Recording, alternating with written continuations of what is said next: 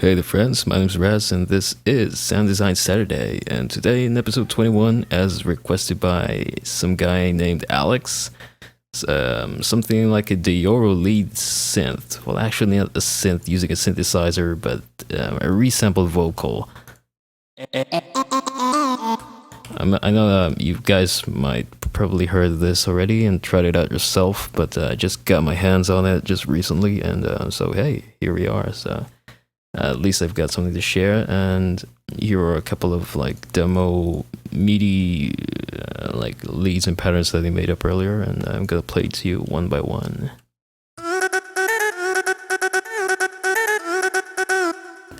You might have heard of that already,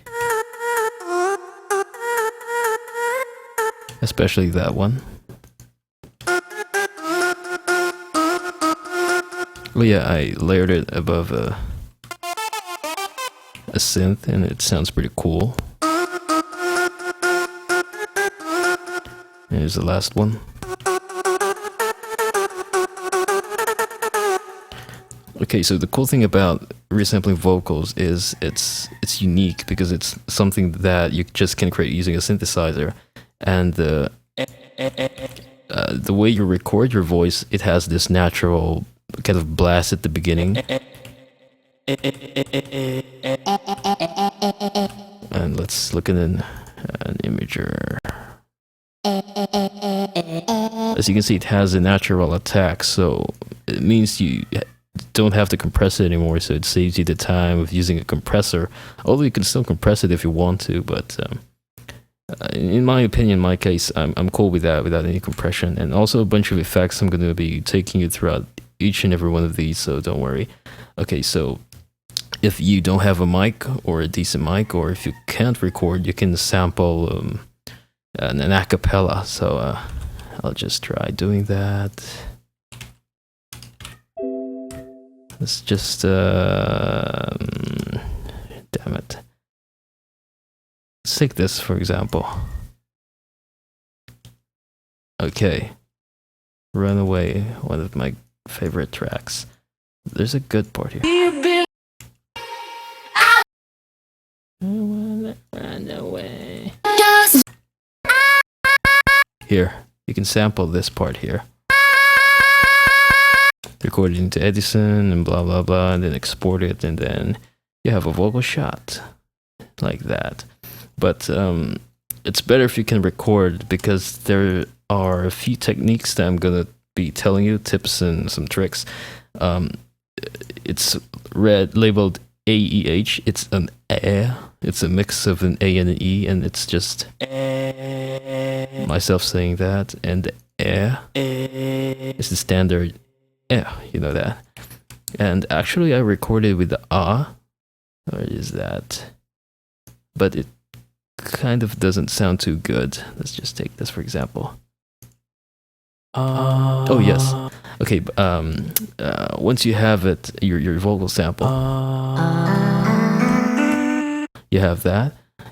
First thing you want to do is to crossfade it, to just tweak this knob here. Okay, perfect, sweet spot. And next thing you would like to do is you can pitch this up if you want to.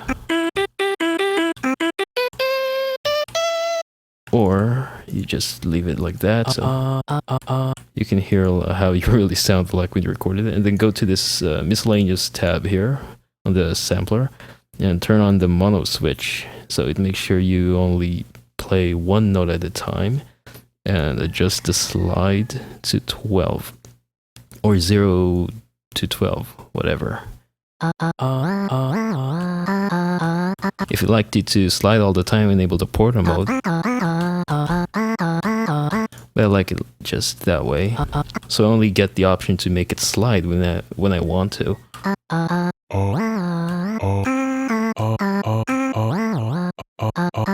Okay, and just write that here. Yeah, so it's just as simple as that. So the reason why I didn't take the is because it doesn't sound as good.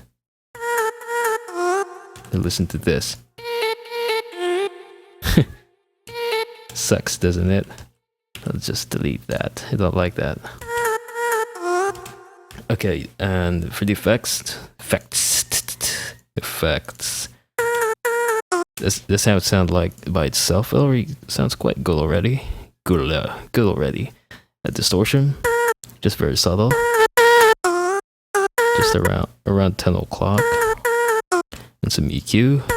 A low cut. I took out all the unnecessary like frequencies and information on the low end that we won't be needing. All this super bright stuff because we had the distortion there, so it also kind of gave it some harshness up there we don't want to be needing. Look at this part right here around the 1.6K. It's just too harsh, so I tamed it just a little bit, around minus 2.4, 2.5, as well as this boxy area right here at the 480 hertz range. And next is just some sidechain, just to give it some groove and bounce and emphasis, nothing crazy. And the delay, make things fancier. And finally, some reverb. Nothing really special, so it's just kind of easy to do this. It doesn't really take up that much time, so but nonetheless I still had a lot of fun researching this and trying this out. Yeah, so hope you enjoyed, hope you liked it, and hope I've helped. So this is part 1 of this 2-in-1 back-to-back video episode. I like to make a 2-part tutorial today, try to kind of make up for the episode that I missed last week because it was Christmas. I was busy, wasn't able to record, so I missed a Saturday. So stay tuned. There's part 2 coming right up. See you next time, guys.